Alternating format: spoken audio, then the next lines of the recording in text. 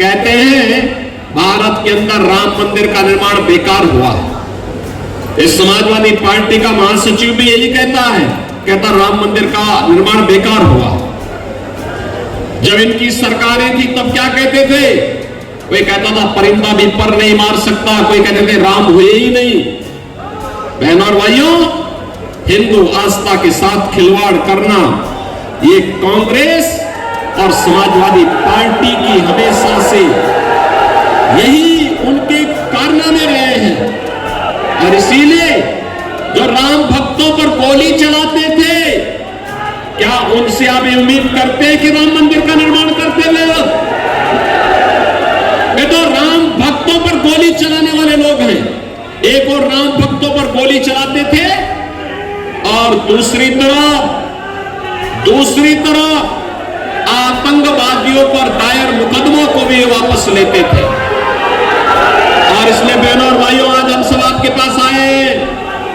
पूरा चुनाव अगर आप देखेंगे तो पूरा चुनाव राम भक्तों और रामद्रोहियों के बीच में जा चुका है। आप मुझे बताओ, क्या रामद्रोही को हमारा वोट जाएगा क्या? जाना चाहिए क्या? हमने तो राम को राष्ट्र का पर्याय माना है। और बहनों और भाइयों, जो कल तक राम को नकारते थे, आज किस मुंह से राम की वे बात करेंगे? और हम तो इस बात को हमेशा से विश्वास करते रहे कि हो ही वही जो राम रसी राखा। और इसीलिए प्रभु राम की भी इच्छा यही है कि उनका भक्त ही फिर से देश का प्रधानमंत्री बने।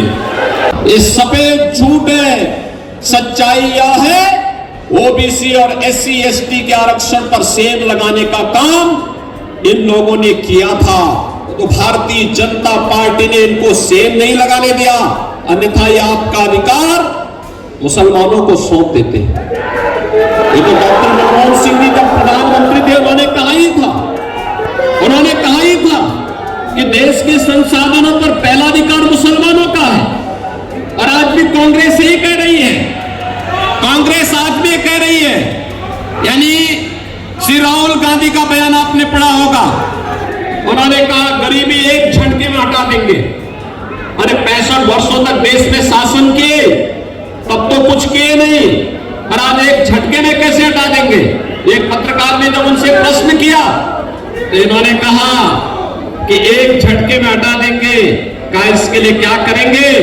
उसने कहा हर नागरिक की संपत्ति का सर्वे करवाएंगे और फिर उसमें विरासत टैक्स लगा देंगे। विरासत टैक्स का मतलब आप जानते हैं ना, आपके बाप दादों ने जो संपत्ति बनाई है उस संपत्ति में से आधा हिस्सा कांग्रेस और सपा के गुंडे जबरदस्ती ले लेंगे। क्या आप इसको स्वीकार करेंगे? क्या स्वीकार करेंगे क्या? अरे खून पसीना आपके पूर्वजों का, और उसको हड़पने का काम एक कांग्रेसी लोग करेंगे। क्या आप उसको स्वीकार करेंगे क्या? बहनों और भाइयों, ये तो भारतीय जनता पार्टी की सरकार है, आज आपको सुरक्षा भी दे रही है, आपने देखा, और विरासत का सम्मान भी कर रही है, विकास भी करा रही है, पूरा स्वीकृति कर दी गई, सब कुछ कार्य योजना आगे बढ़ चुकी है। हमने सतीश शर्मा को इसी कार्य के लिए लगाया हुआ है। बहनों भाइयों, यह काम केवल भाजपा कर सकती है। एक तरफ अपने आराध्य देवों के और महापुरुषों को सम्मान देने का काम, अयोध्या में रामलला विराजमान हुए हैं, घर घर में राम नाम का संकीर्तन है, तो दूसरी तरफ बड़े बड़े माफिया और अपराधियों का भी राम नाम सत्य है की यात्रा भी साथ साथ निकल जाती है।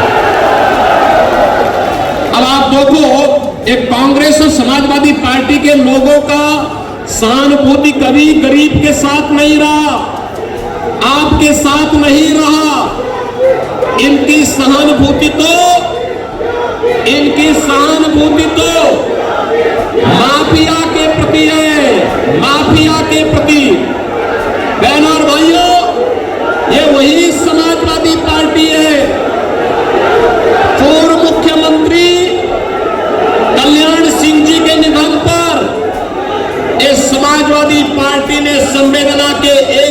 शब्द नहीं व्यक्त किए थे। और अभी एक माफिया मरा था, उस माफिया के मरने पर मातम बनाने के लिए समाजवादी पार्टी के नेता और कांग्रेस के नेता उसके घर पहुंचे हुए थे। इनकी सहानुभूति गांव के लिए नहीं, गरीब के लिए नहीं, किसान के लिए नहीं, नौजवान के लिए नहीं, महिलाओं के लिए नहीं, बेटियों की सुरक्षा के लिए नहीं, इनकी सहानुभूति तो माफियाओं के प्रति है, आतंकवादियों के प्रति है। और जिन लोगों ने आपकी सुरक्षा में सेंध लगाया है, जिन लोगों ने आपकी आस्था के साथ खिलवाड़ किया है, जिन लोगों ने आपको विकास से वंचित किया है, ये चुनाव उनको जवाब देने का सर्वोत्तम माध्यम है। मैं आपके पास बाराबंकी में आया हूं, बाराबंकी लोकसभा सीट पर आया हूं आपसे कहने के लिए कि भारतीय जनता पार्टी आज देश के अंदर सम्मान भी दिलाने का काम कर रही है, सुरक्षा भी दिलाने का काम कर रही है। विकास के बड़े बड़े कार्य, हाईवे, रेलवे, मेट्रो, एक्सप्रेसवे, हर घर नल की योजना, 1 डिस्ट्रिक्ट 1 मेडिकल कॉलेज, और यही नहीं, AIIMS, IIT, IIM, IIIT, NIT जैसे संस्थान भी बनाने का काम कर रही है। और इस सब से बढ़कर के बहनों और भाइयों, विकास है तो विरासत को भी संजोने का काम भारतीय जनता पार्टी कर रही है। कांग्रेस का मैनिफेस्टो कहता है, और जब ये सत्ता में थे तब भी इन्होंने जो कारनामे किए थे 2004 से 2014 के बीच, कांग्रेस के प्रत्याशी से पूछना चाहिए क्या ये सच नहीं है कि जस्टिस रंगनाथ मिश्रा की कमेटी कांग्रेस की सरकार ने गठित की थी, और उस कमेटी ने जो रिपोर्ट दी उसके अनुसार अनुसूचित जाति जनजाति के यानी ओबीसी को मिलने वाले 27% आरक्षण को कमेटी ने कहा था कि मुसलमानों को इसमें से एक हिस्सा दे देना चाहिए, और तो भारतीय जनता पार्टी ने विरोध किया था, तब जाके रुका। फिर उसने प्रयास किया, राजेंद्र सच्चर की अध्यक्षता में एक कमेटी गठित की, और उस कमेटी ने रिपोर्ट दी कि क्योंकि धार्मिक आधार पर आरक्षण बाबा साहब भीमराव अंबेडकर ने विरोध किया था, तो इस बार उन्होंने क्या शरारत की थी? इस बार शरारत की थी कि मुसलमानों की उस जाति को अनुसूचित जाति में शामिल कर देंगे।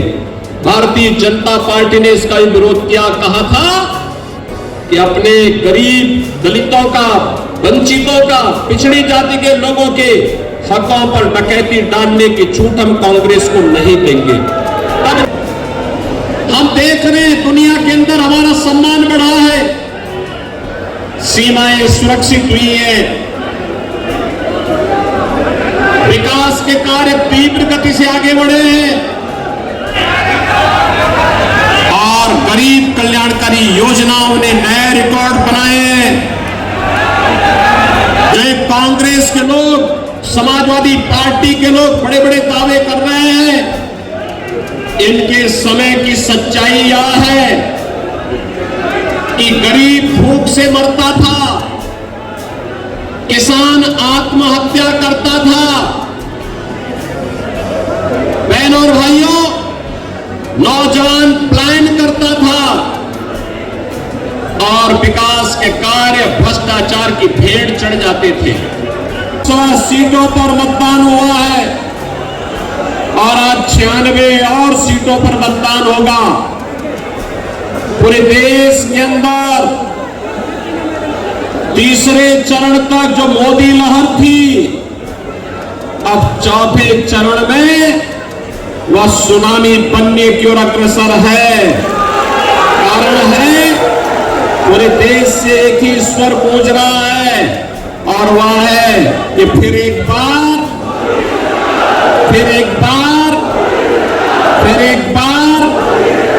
मोदी सरकार का।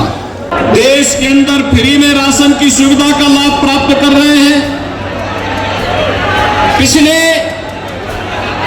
10 वर्ष के अंदर आपने देखा होगा आयुष्मान भारत योजना के अंदर